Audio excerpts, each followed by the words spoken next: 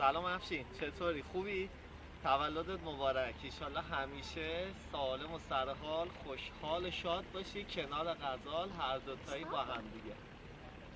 خوش بگذره بهتون هر جای دنیا که هستی. من کیارشم، سانازم الان میادش. یه لحظه صبر کن.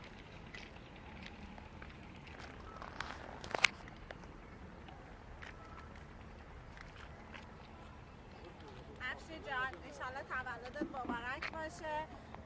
سالیان سال در کنار غزال خوب و شاد و سلامت با هم زندگی کنیم. ما اینجا مرسینیم، اومدیم کنار دریا فیلم بگیریم که شهرمون هم دیده باشی. خوب و خوش باشی.